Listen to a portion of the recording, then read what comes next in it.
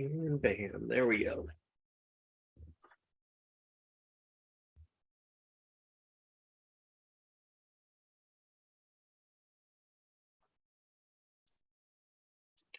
Hello, everyone. Thank you for joining us again for another episode of SEO Fight Club.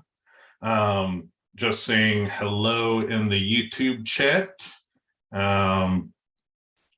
and letting people know to feel free to ask questions because we will be monitoring the chat there as well as on our Zoom. And so questions are welcome at any time.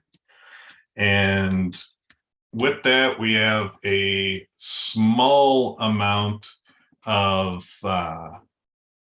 boilerplate. The first thing I want to ask is a question for Lee, because Lee, your training is absolutely killing it. And I know you were on the fence about whether or not you were going to do one in Q4. So what's the status?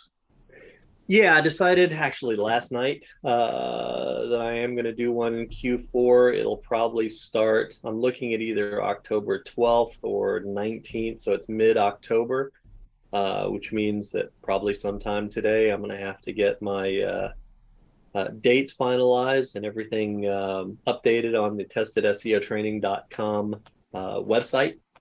But if people are interested in the training, it's 8 weeks of just custom training, small group, and we go through, on page, off page, basically laying out all the tested stuff that I never publish, and the playbook that I use to rank, and that a bunch of people are using to rank. Now, the cool thing that I've enjoyed about doing this training multiple times now is that it's allowed me to see that this is effective in multiple niches, because everybody that comes into is, different stuff. Some are local, some are national, some are international. And it also works in Google around the globe. It's not just Google US that this works in. So it's been pretty cool to see that a lot of the fundamentals that we have built into it are fundamentals that cross all sorts of bounds. So if people are interested in it, they'll look at test@seotraining.com. You'll have to reach out to me. We'll schedule a time to interview, because not everybody gets in. But if they want to reach out to me, just ping me and we'll set up a time to talk.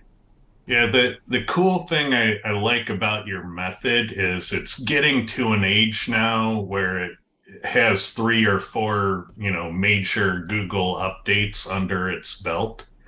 And we're able to see, not only, does it get fast, meaningful results, but we're able to see how those results weather over time. And all the stuff I've tuned with your methodology is still ranking where I left it. And so that's one of the things I really think, doesn't get enough attention. It's like, yes, tactics work, but are they a methodology that is gonna, be a flash in the pan, or is it something that's gonna last the test of time? And it's really starting to look like your methodology is like gonna last. Now, you can never predict the future. I mean, Google could totally change, but when you go into 4 updates as, number 1 or 2 for your keyword, and you come out of 4 updates as number 1 or 2 of your keyword, I consider that sticking power. Have you had other accounts of that being the case? Not really, for because I've been using this longer than I've been sharing it with folks, but it does get that way, because I think one of the things that people come into this, because there's a lot of courses out there and things like that, is they're looking at, okay, what's the tactic that's working right now? I don't really teach tactics. The tactics anything that I do that is a tactic, I label it as such and say that this is adaptable, in the following ways. but mostly it's just understanding what it is that the algorithm is looking for. Even when it adjusts, we can, see that, because a lot of the stuff we do is based on Quora, which just keeps getting better.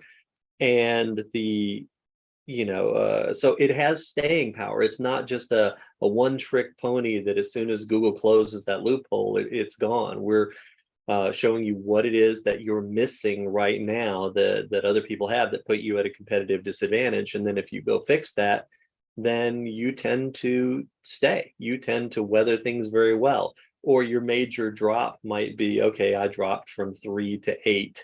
And then you go look at it and go, okay, well, that one thing that I neglected to do last time, now Google is putting some emphasis on. So you go fix it, and within a week you're back where you were, or even better. So yeah, it's got tremendous staying power. Nice. And where can people learn more about this program? testedseotraining.com. And if you, there's been enough people that have gone through it now that in all probability, somebody who's been through it, and you can ask them. I encourage that before you ever come talk to me, so that you know what you're getting yourself in for, because it's not a course in the classic sense. It's more like a boot camp. We show you something, you go implement it that week, you share your results with the group, and then we go on to the next thing. So yeah, and you don't take on everyone. There's an interview process to even get into this training, right? Yeah, there's certain, I want to keep the course level high. So, if you're the type of, oh, I'd like the SEO, what's a keyword, you're not going to make it in. If you don't have what I would deem sufficient experience to understand, or the breadth of experience, and typically I'm looking for people that are actually making money right now with SEO, as opposed to those that would like to make money in SEO. Because those people are actually doing things. If they're actually doing things and getting results, I can help make that better and faster. But if you're having to learn what a keyword is, or what's a PBN, or those sort of things, it's not, this is not the place for you. So yeah, so if that sounds like your cup of tea, I highly recommend you check it out, and check out the testimonials. There is a wealth of information about not only what results people are getting, but what their experience in the training program was like. And so definitely check out testedseotraining.com. All right. With that, we will get into our show. And today, I don't have a slide deck. I have a spreadsheet, because I want to look at maps factors. So one of the new things in Quora 7 is our ability to do some local SEO analysis in maps. And we're just learning things left and right about this from this new capability. So historically, most local SEOs were saying, oh, it's all proximity and keyword in your business name. And, maybe there's something about your reviews and rating. And what I'm seeing in the data now that we are collecting very authoritative, very robust amounts of maps data, specifically the fields that are only in the business profile. So we're not talking about what a lot of people who fake local SEO research are doing. The fakers tend to scrape the URLs in local and then treat it like it's an organic web search, and then they call that a local solution. I've been against that the whole time, because I think the value of local tools is getting into these fields in the business profile. Yes, characteristics of the web page are important, but it's only a piece of the puzzle. You need more of the picture to be able to learn things. And so now the technology is getting to a point where we can actually pull all those maps factors and start correlating them and learning about them. And And so it's a whole new landscape because we have access to the information. And so that's one of the things that's new in Cora 7, which is in beta testing now. So if you're a current Cora customer and you're like, hey, I want a beta test too, well, hit the Skype button in Cora and go join the Cora community on Skype. And we post the beta testing installers in the group. So you can scroll back in the history and find the latest beta version. Um, so we've been using it for a week or so now, and we're still trying to get a critical mass of the new data into the database for the shared factor data. These numbers you're seeing now describe what's in the Cora shared data. So to date with Cora 7, we've found 7,759 ranking factors that were a statistically significant correlation with rank position in Google at least once. All So right, so that's what's on this list. hold on just a second, sir. Prior to Cora 7, so if we go all the way back to Cora 6.9, how many ranking factors were there in the old software? In 6.9, it was about 2,100 at peak with all the APIs on, And all the whistles and bells, ideal circumstances. The most you could ever get was 2,100. and this continues to grow, so it is reasonable to assume that in about a month, this will be 4 times the number of factors that previous Cora had, which dwarfed all the other tools on the marketplace. Yeah, it's starting to slow down in its growth rate. So I think as time goes on, it's going to be harder and harder to detect new factors. But I imagine it'll continue to climb as we go. And these are what I consider, meaningful, discrete factors. There are other factors that Cora measures, like specific variations in specific zones and outbound links as factors and WordPress themes as factors. None of those I include in these numbers. So I try to keep the number of factors measurement as conservative as possible, and the things that would abnormally inflate the number, I take most of that stuff out.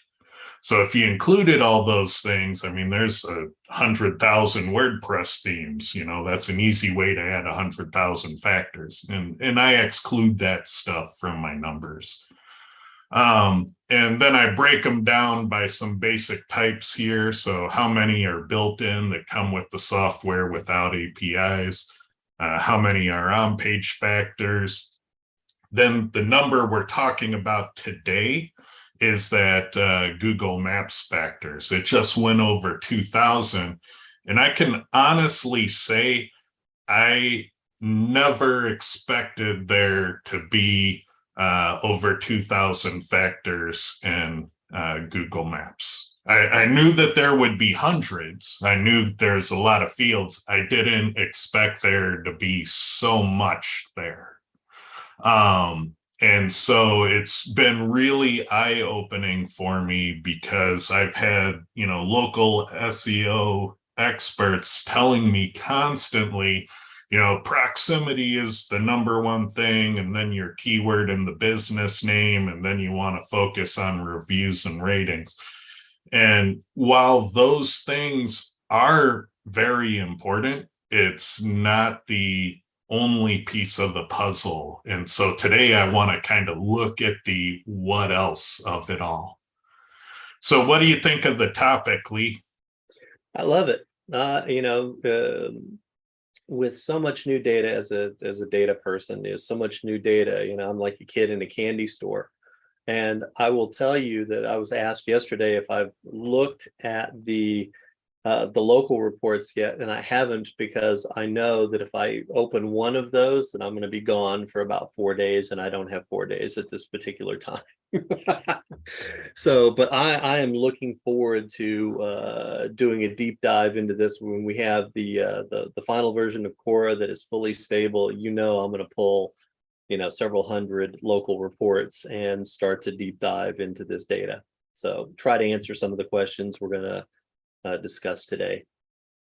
Yeah, and I see we have a question already in YouTube. It says, I know this is a dumb question. I don't believe that. I think there aren't dumb questions. There are only dumb answers. But do you have a playlist of where to begin learning SEO? Well, there are prerequisites to being a great SEO. And so it's very common that, I'll talk to SEOs and I'll learn really quickly that they don't know the prerequisites. And I just think in the back of my head, oh no, they're going to have a very hard time with this. And so the things that kind of trigger that oh no response I have in beginners is they haven't learned HTML. So you need to know HTML to do SEO well, and there are so many SEOs that don't know it. And the crazy thing is you can learn HTML in a weekend or less if you just go find some learn HTML tutorials on YouTube. You might, if you're quick at learning new things, you might be able to learn HTML in an hour. So definitely need you to learn HTML. The other thing you need to understand to be a good SEO is kind of web development fundamentals. Now, don't get me wrong, you do not need to be a programmer. You don't need to develop websites, but you need to understand just those concepts of, oh, the source code needs to be, transferred to a server where people can then request it and it gets rendered and viewed on their browser, and there can be issues technically and all of that. And so if you understand those fundamentals of web development and how websites work, that's going to help you a lot as well. Then there are a different set of knowledge, like understanding how a content management system is used. The fact that you have to go into a back end sometimes and edit posts and be able to update them, and the limitations of the CMS and themes and things of that nature, that'll all help you. Then at that point, you can really start to dive deep into what is SEO. You can go into those SEO 101 type tutorials in YouTube and learn the basics. Oh, it's about putting keywords in specific zones, and that's somehow magically makes you rank, and learning how Google's processes work. So, you kind of have these prerequisites, and when you get all those prerequisites, then you're at a point where you should go back to episode 1 of SEO Fight Club and watch them all, because so many of them are evergreen content and still relevant today. There's a few that didn't age well, but those will be obvious. But by and large, most of that stuff is really good to know and understand. So yeah, definitely, make sure you have your prerequisites covered, and then I would consume, the whole archive over time. Put it on in the background as something to listen to. And you'll find that there are some things that you'll take with you and keep with you your whole SEO career. And then, other people's channels are equally good. There's a lot of content out there. But, approach it like a scientist. Everything is recommendations of things you should test and prove for yourself. And if you do that, you will get good in a hurry. What do you think, Lee? This is one of the harder questions that I have been asked. And I looked and have looked at several different times at doing an intro to SEO course. And what makes that so challenging is that SEO is such a broad field that encompasses many disciplines. So, like learning HTML, you don't need to be an HTML coder, but you have to have an idea of the fundamentals. By the way, W3 schools, you can get through their W3 schools intro to HTML sort of thing in a couple hours, just playing around with stuff, and you'll have some of the basics, but then you can expand beyond that. There's the technical side, dealing with issues that you didn't even know were potential issues. I have a friend who just purchased a website, and it's got a massive technical issues that he is continuing to discover and unwind. That I'm not sure. I know that I couldn't have done that because of he's got technical skills that are way beyond mine in that particular area. Then you get to some of the fundamental stuff. My contention has always been that the best way to learn SEO after you have some of those foundational pieces that you talked about is to test, to start learning how to test and start to run some of those basic tests, because then you learn how to think about how an algorithm is evaluating a page. How is it evaluating a backlink? And what implications does that have for projects that you're working on? And if you do some of that stuff, and listen to the right people, going through all the SEO Fight Club stuff is great. It's not really beginner level though. But if you approach it like, all right, I'm going to dive into this, I'm going to play around and re-listen to it till I understand. I'm going to reach out and, get some of these questions answered. You will progress faster, and you'll know more than a lot of people that I know that have been around this stuff for a decade. So it's hard because it is multidisciplinary, but I think, your advice is spot on. All right. And so let's see. So we talked about these numbers are from the Cora shared data, and today we're talking about the MAPS factors. So this part of the shared data, it just went over 2,000 factors, and what's in there? That's what I want to look at. I think that's an exciting topic. What are those 2,000 factors? So I made a pivot table. I kind of classified them into these buckets. And so we can kind of see how that 2,000 MAPS factors breaks down. And it's largely types and subtypes. And it looks like these are very critical to get right. So I don't hear people talking about local SEO emphasizing the importance of getting these right, but I think it's a catastrophic fail if you don't. So I think it's very important to understand how those interact with your ability to rank for certain keywords. And they tend to correlate the strongest when you're looking at an individual keyword and the cohort of competing results. They tend to be among the strongest factors you'll see in MAPS, is having that correct. And so we'll look at examples of these specifically. Carolyn's asking, are types the listing categories? And I know there's terminology on multiple ends here. So there's how is it labeled in the business profile ecosystem? How is it labeled in the map search results? Then there's how is it labeled in the APIs that pull the named key value pairs out. And so, yeah, I don't want to get in too much of a debate about the most appropriate label of things, but we will look at examples so you get a good idea of what I mean.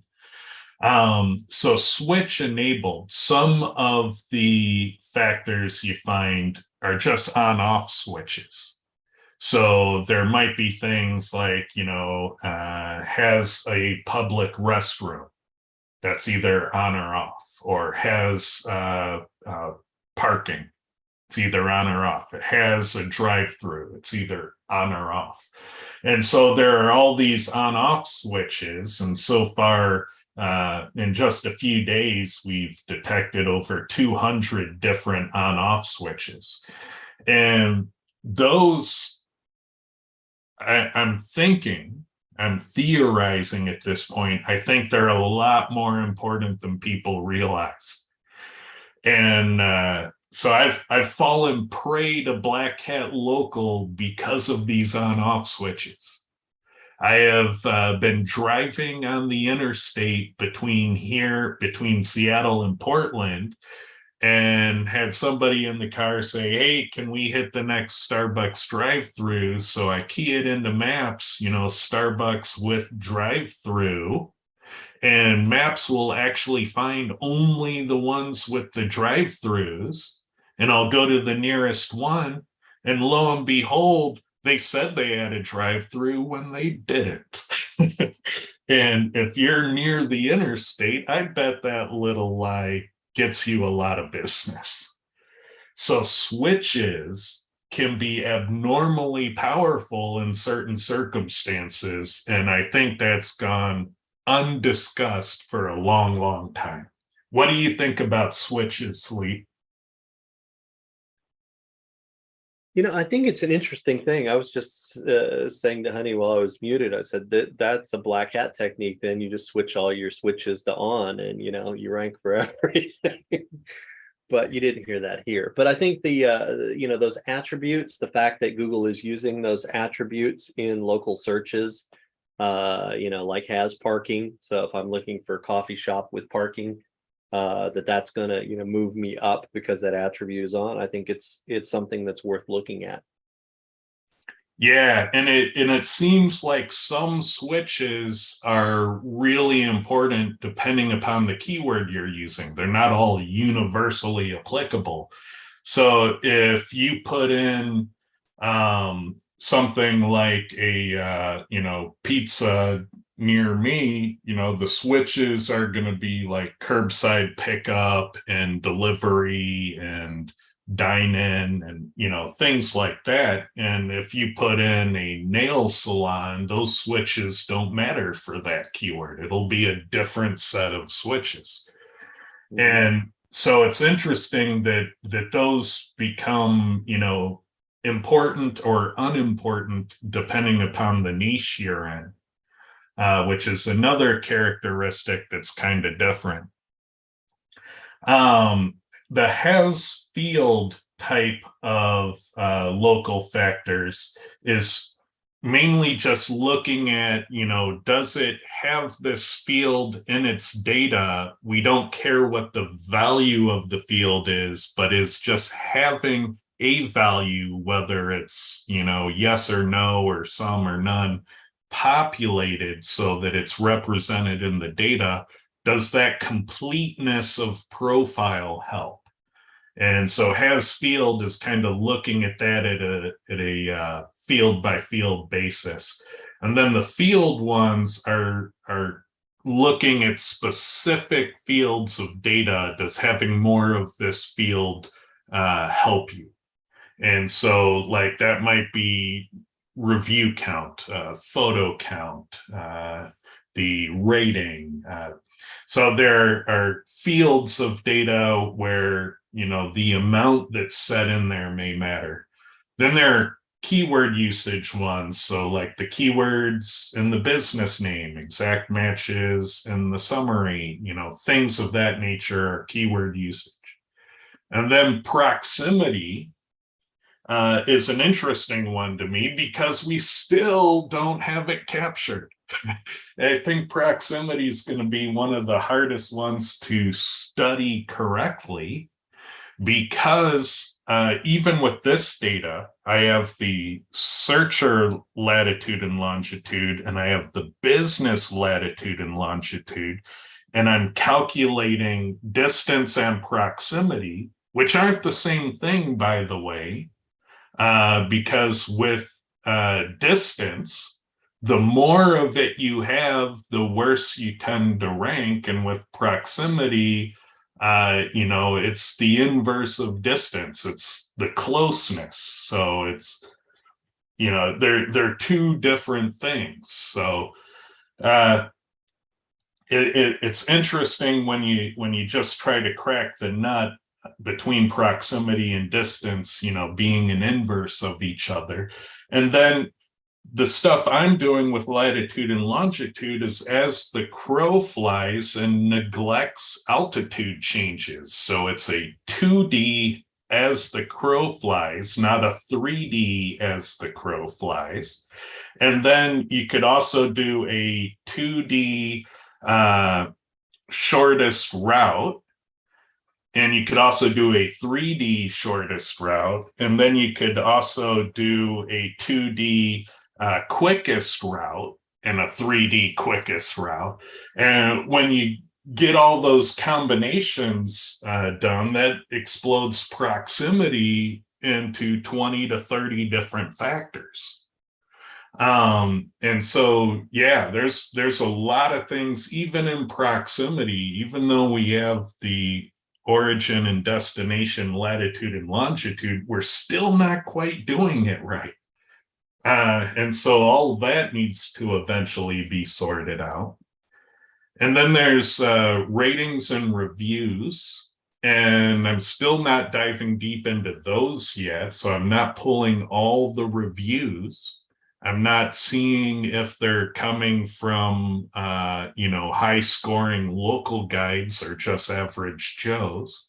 I'm not looking at the keyword and exact match utilization in those. I'm not doing the entity and LSI analysis of this data yet. I mean, there are so many factors we still have to code in and wire. Like, we're at 2,000, we're over 2,000, and I'm thinking of buckets of things we have yet to address. And it's crazy. It's crazy how big of a factor pool this actually is going to end up being. Any thoughts on that, Lee? Yeah, they especially once you start to dive in and you figure out, okay, let's compare, proximity as the crow flies to proximity based on drive time or drive distance or something along those lines, which is a whole other level of stuff, whether that comes into to play. I mean, there's all these little nuanced things that you can learn diving into any one of these things individually. And so, yeah, this can explode out a lot. Let's see. Terry's asking, has field counts fields not used or only fields used? Only fields used. So the way we get this data is if you have populated information, it shows up in your data. So if you ignore fields of input on the back end, they just won't be part of your search information. And I think that has a negative impact on you if you're not doing that completeness of profile. And but we're still learning. We don't have enough data to say definitively one way or another, but we have a lot of suggestive data that there is a lot more going on here than local SEO influencers have been communicating. So Clint, I saw that you hopped on. Any thoughts so far on the topic? I mean, I jumped in late, but I think it would be useful for some people if you kind of describe what examples of factors are inside of those types, those labels. Yeah, that's next on my list is let's look at some. So here I have those types here. I have it sorted by type and then by factor name ascending.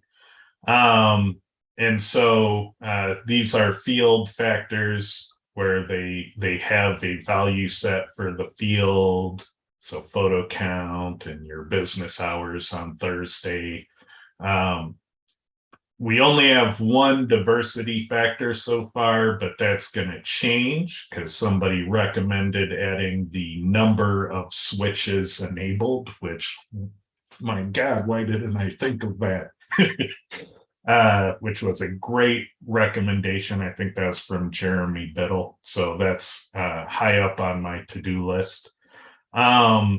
So has field, so just looking at field names, but not analyzing their values, just the presence of the field. Does that correlate with rankings?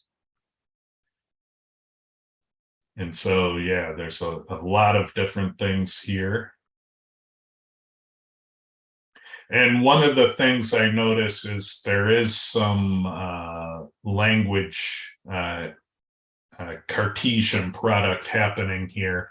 And so one of the things I want to look at doing is mapping a canonical factor name. So having these map to, like, say, the English variation for proper counting.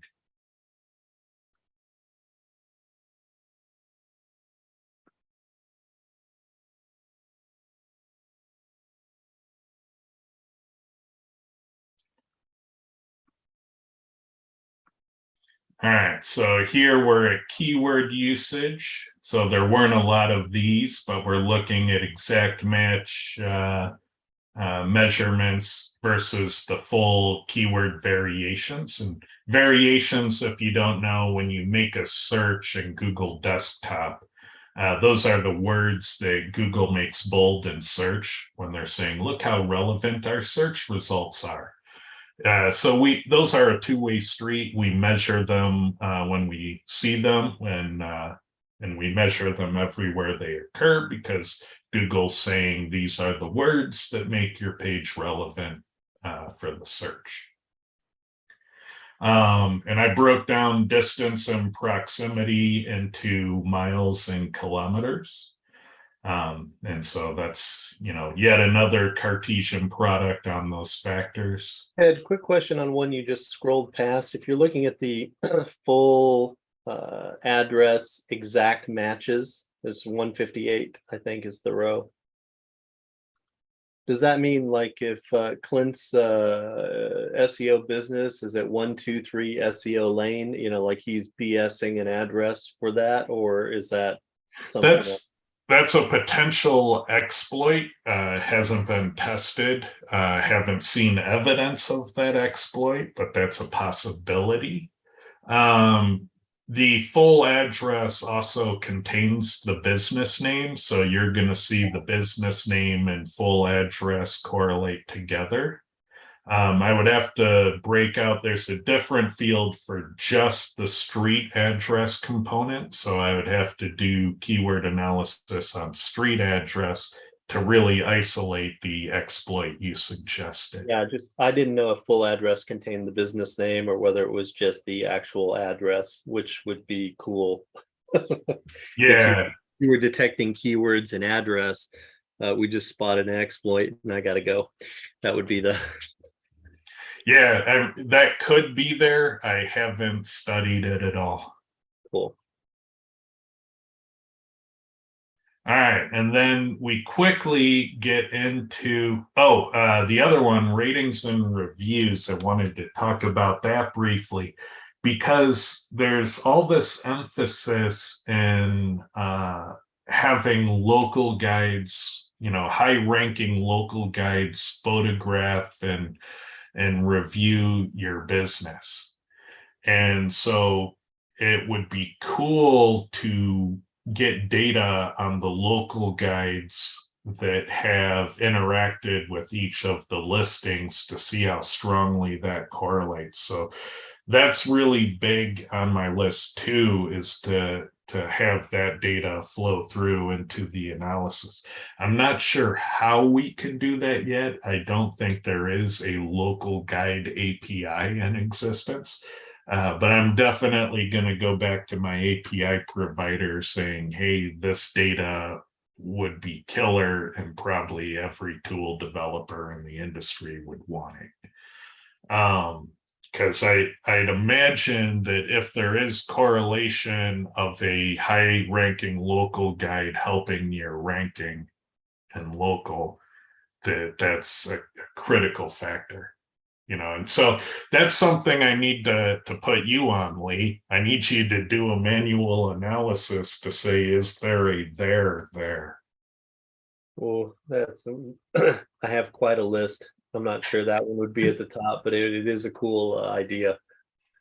But yeah, we're almost there. But that if somebody's interested in doing a killer study, do the correlation study. If the local guide rating of the rankings correlates with the rank position, that would be pretty impressive. Even as a one-time study on a single keyword, I haven't seen that data out of anyone. So that would be a first that I'm aware of type of study. So subtypes, the thing I'm still trying to wrap my mind around is how is Google using types and subtypes, and they seem to correlate extremely strongly on a keyword by keyword basis. So they seem really important to get right. Is there a concept of a number of subtypes used? Does that do something? So there's even a potential for diversity in this area. And yeah, it's another part where I think there's still a lot we need to learn. Clint, any thoughts so far? No, I think this tool is so early, and there's a bunch of new stuff we get to learn out of it and try to manipulate and test and try out. So I'm looking forward to digging deep into the data. Yeah. I mean, there's so much here. It's like I almost don't know where to start. It's a lot. For what can we investigate? Where are there discoveries that we can learn? I mean, it's just a treasure trove of data. So let's get past some of these subtypes, because there's an amazing amount of these subtypes, and they all seem to be, somewhat normalized by language. And so I think there is a master list somewhere. I asked last week if anybody knew of a master list, and it sounds like there's a few businesses out there that have like gathered all the ones they could find, and they have a list so big. So it seems like it's hard to get the complete set, and so hopefully we can find that somewhere so we can understand the scope of the data we're working with here.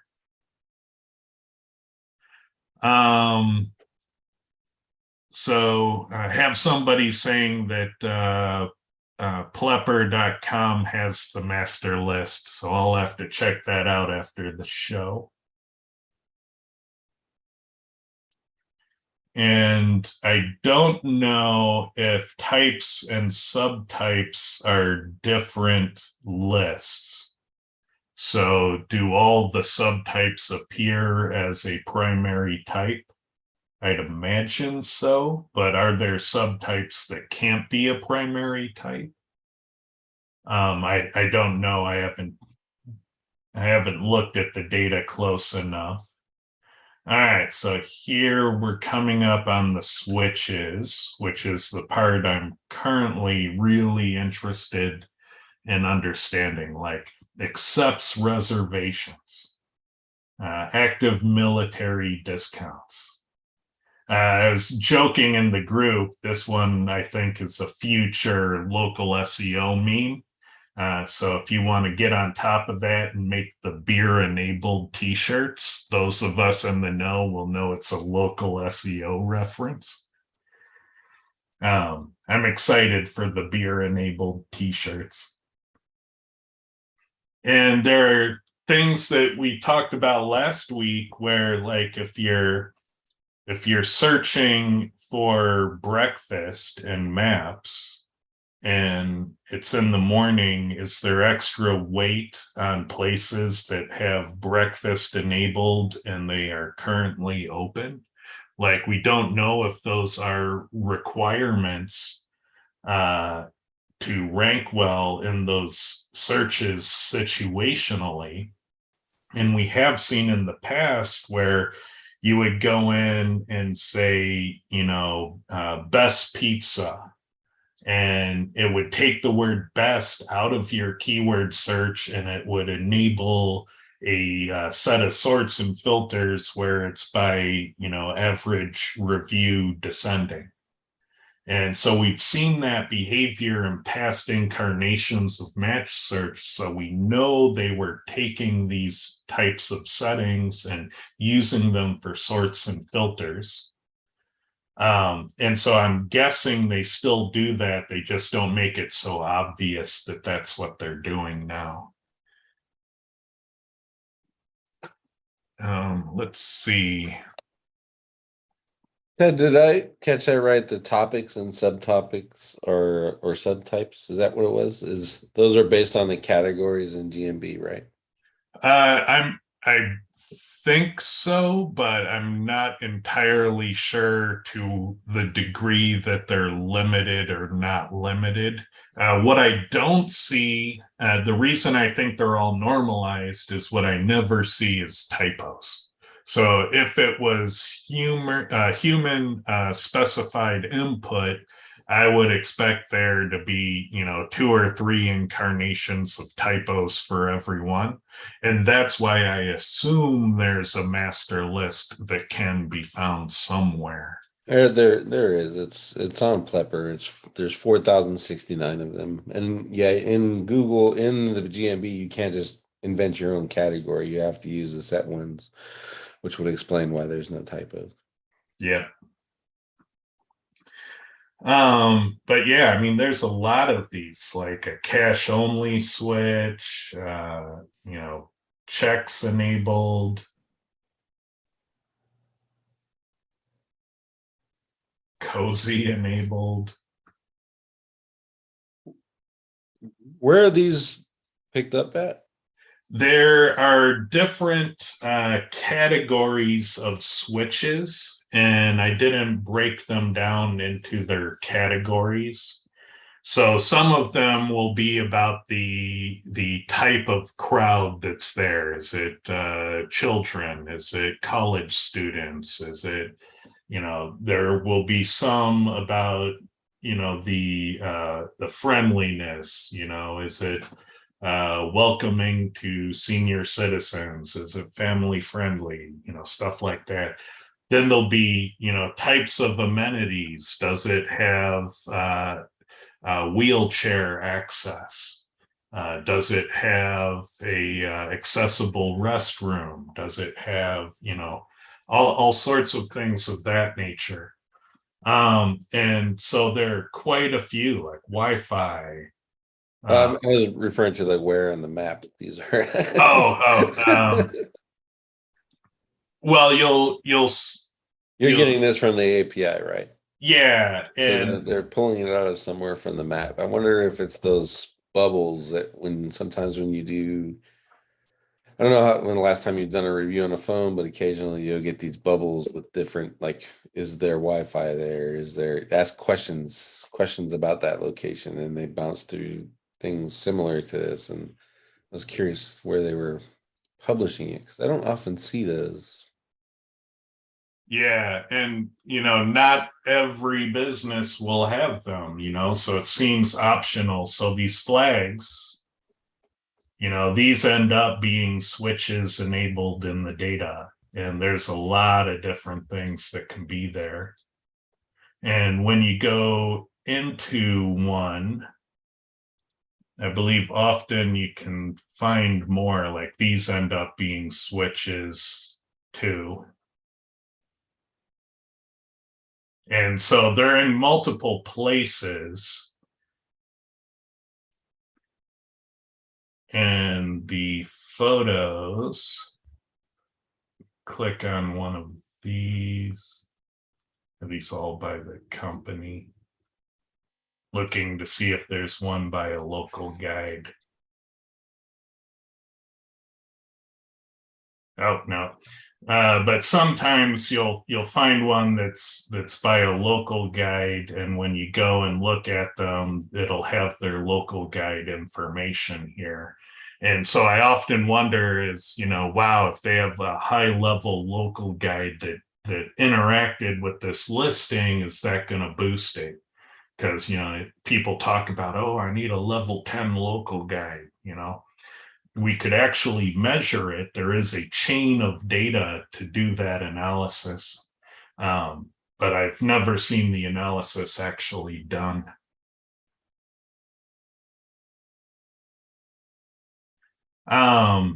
And so, yeah, these are those various switches that can be in various locations, whether in the result directly or in the profile information in general.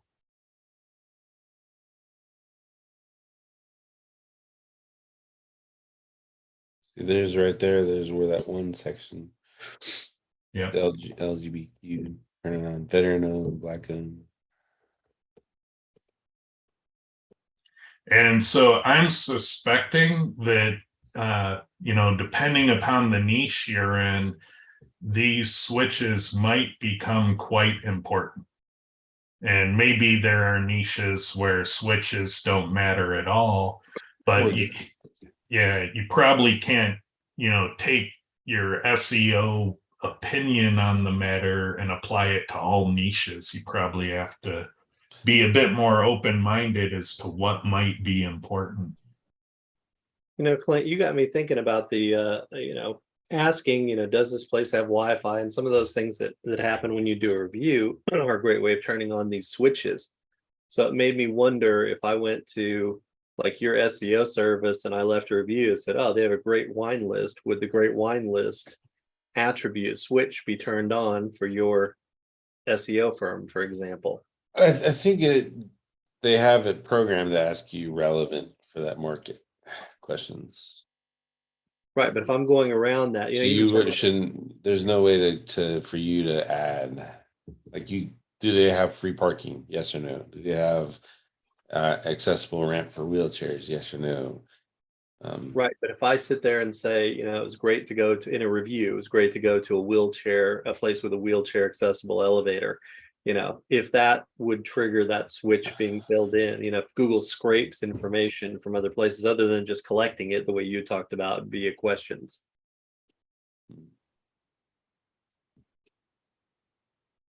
Can you trigger the switches with content or? Yeah, and I don't know if you can. I haven't ever played with it, but I would argue if you leave a review mentioning wheelchair accessible, then maybe it would ask other people who left reviews to verify does this place indeed have a wheelchair? Right. That kind of stuff. Yeah, see, those are all categories right there.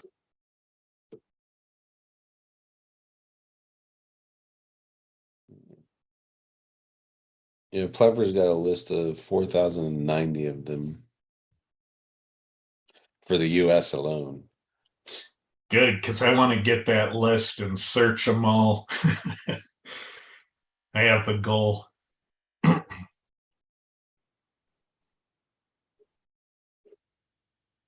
And their list is in one language, right? I didn't check the other countries, but yeah, it's in English. Then it has, let's see, I'm going to just click this related category.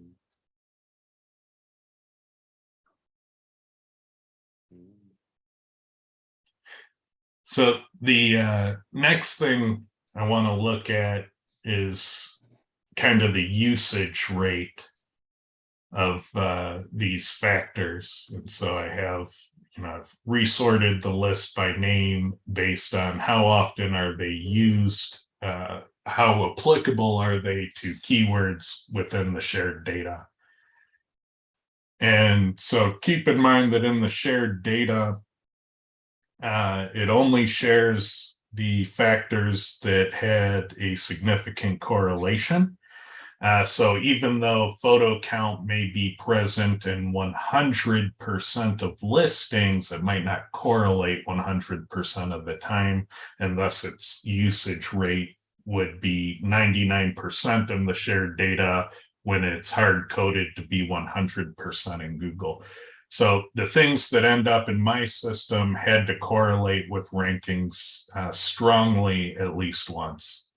And so that's why there may be a discrepancy between something that's always there and its usage rate in the data. And, it's right off the bat, day one, it looks like diversity is a thing. And so when we saw it like open at the top and it's staying at the top, that's making me think that your completeness of profile might be a very important factor. And so we'll see over time if this maintains its position.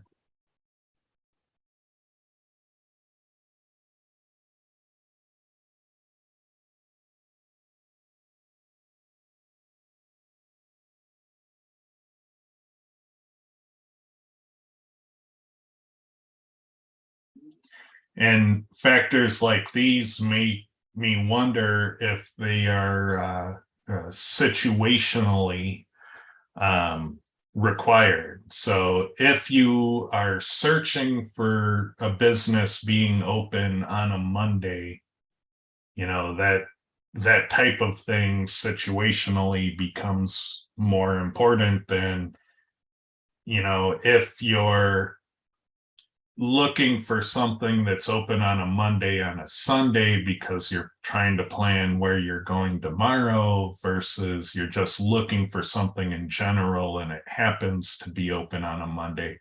I don't know if that's a thing yet. It's there's a lot we don't know even about analyzing how your business hours play into the equation. And so I had to make this factor. This one isn't in the data. I had to actually transpose time zones and figure out, is the business open right now? And we correlate that with rankings.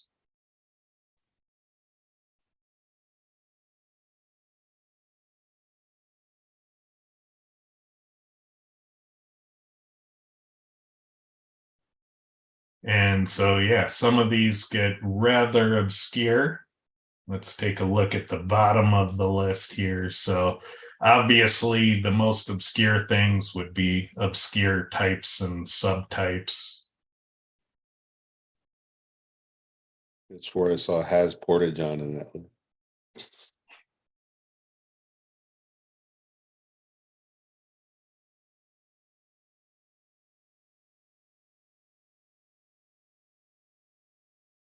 Here's one for Lee, hip hop dance class. There you go, Lee. I'm all about the classics. And so, like I mentioned before, there's just a ton of things we don't know yet, and we know there's gaps in the factors we have. So again, I expect the number to not only grow as we discover more switches and fields and types and subtypes, but it's also going to grow as we realize there are different hot zones that need to be analyzed in different ways. And so, yeah, I expect the number of local factors to give organic a good run for its money. So, not a lot of huge discoveries, but man, is it eye-opening to see how much there is in terms of what might be impacting your rankings in local. It is not as simplistic as people have made it out to be, in my opinion. Any thoughts on this, Lee? Yeah, I think this is it's interesting because, like, we all know it's a starting point, until we get more data and start to actually test to see what it means, or this stuff, even like the factor diversity here. Is it because, more factors get you a better ranking, or is it that businesses that are more legitimate, more prominent, take time to fill out, their profiles more fully? So, it doesn't have anything to do with it, just, is kind of an indicator of a legitimate business. We don't know. But I'm looking forward to the next few months as we dive into this data, both from an analytic, but also from a testing standpoint. Yeah, exactly. We have a couple of questions in chat, because one of the ones that you had earlier, like, is maps distance in kilometers dependent on where the query is being run from? Yes. So in Cora, you specify the latitude and longitude you are doing your map search from, and then we calculate it based on the latitude and longitude that comes back for the search result in maps. Right. And then there was another one statement that it's, I get asked if supermarkets have wheelchair accessible parking all the time. Could be if has parking acts as a trigger for is wheelchair parking available. Yeah. We don't know the full set of behaviors. We do know that historically Google would take aspects of your keyword search and translate them into sorts and filters based on this data. Like, you used to see it in the URL that your best pizza search would become a search for pizza sorted by rating descending. And so we see the translation of your keywords into sorts and filters. And now that's a lot more hidden. So Google isn't as on the nose about what it's doing. And I wish they were, because, man, I could run experiments to see what things turn into what sorts and filters. Would have been good to do that research a year or so ago. But, we'll have to see what we can figure out. Let's see. Somebody asks, Ted, new Cora tool for Google Business Profile? No, a new version of an old tool. It's just in Cora 7. It's just part of the Cora 7 feature. So you can select the search engine. I want to search on Google Organic. I want to search on Bing. You can say, I want to search on Google Maps. And then you enter in your latitude and longitude and do your keyword search. So it's just a part of the Cora 7 update, which isn't out yet. It's in beta. But if you're a Cora customer and you want to play with the beta, join the Cora Skype group. You hit the Skype button in Cora. It'll take you to the page to join, and then scroll back in the history to the last release build for the beta. Let's see, somebody says the problem is not all local guides are created equal. Level 9s, for example, can have big discrepancies due to age and activity. Yep. And, I don't know if it is a factor. I don't know if it's not a factor.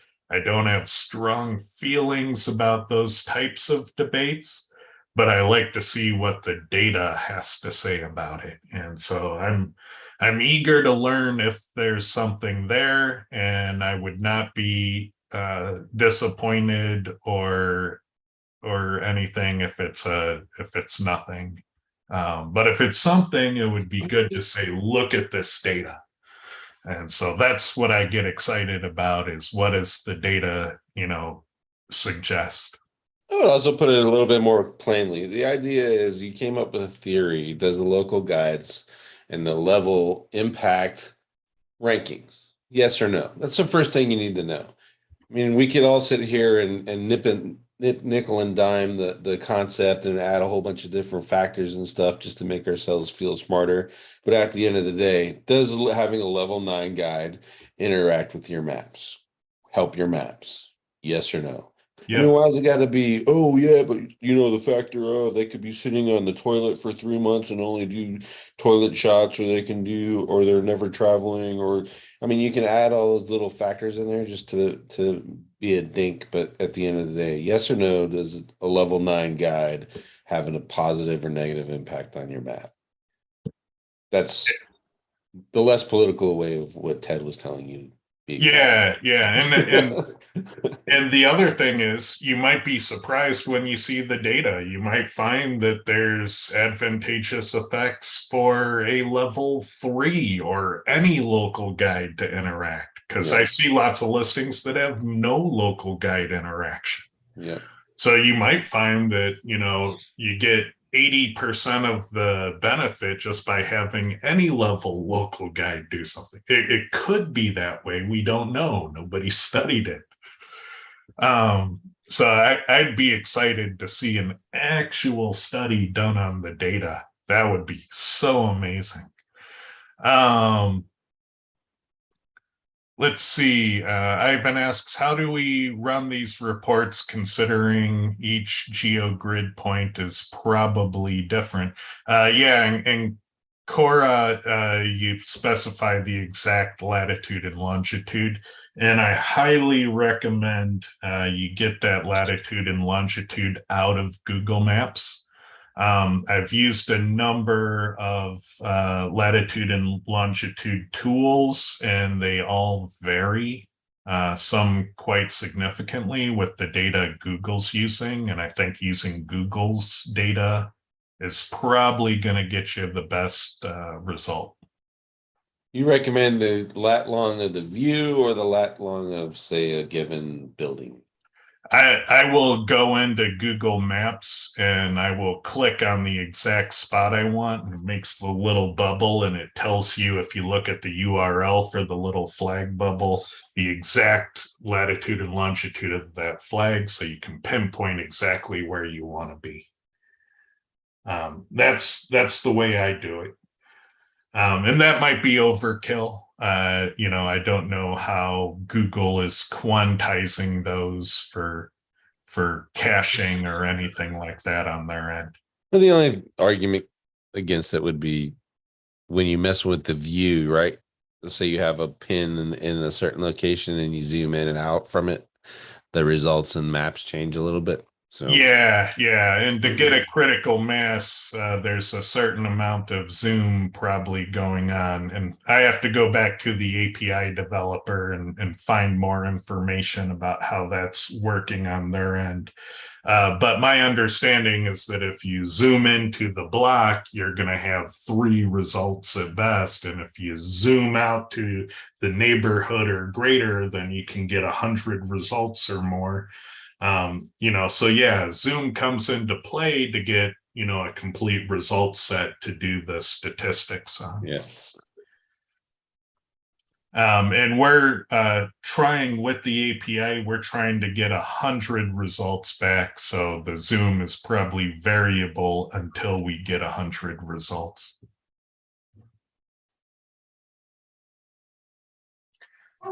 So yeah, that's the show. Any final thoughts, guys? I would say this is new. It's undiscovered country. People have been asking for a map correlation tool for quite some time. Surfer tried their hand at it. They were, I don't know, limited by technology. Ted found the API provider that gave us access to a crap ton of more data, and now at the end of the day, it's up to us as users to go in and test this stuff. I've run quite a few of them, and it's I don't know necessarily say it's like changed my mind about some things, but it has reinforced a lot of the connection between on page and off page in that regards that we've seen in the wild, and now we have essentially a roadmap that makes that process a whole lot easier. And then looking at some of the other factors, in particularly the switches. To me, those are the probably the most interesting categories and subtypes of the categories. I mean, that's kind of an obvious. You're not going to rank if you don't say your category. So that would be probably the number one thing to do, Yeah. right? Other than, but the rest, the switches is really cool, and it'd be more diving into how we can actually set those without having to have users set them. Would probably be the next step in that process. Yeah. Reminds me of getting the assembly instructions for one of those Razor scooters, and right in the translation, it said for best fun, assemble correctly. And I think that applies to local SEO. Yeah. All right. Any final thoughts, Lee?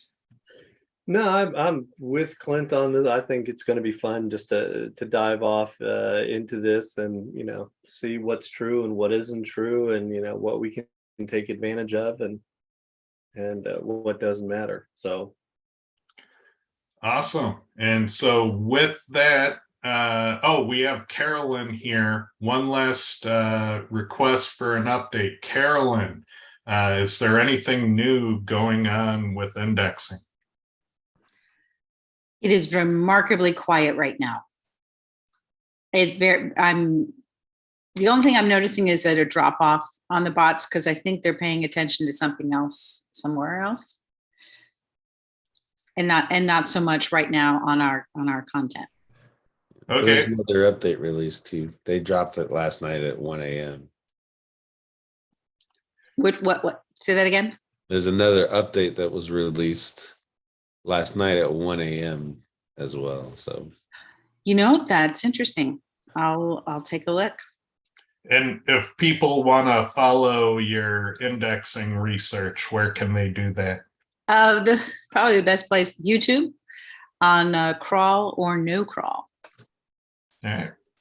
Well, thank you, everyone. We will see you again next week. Take care.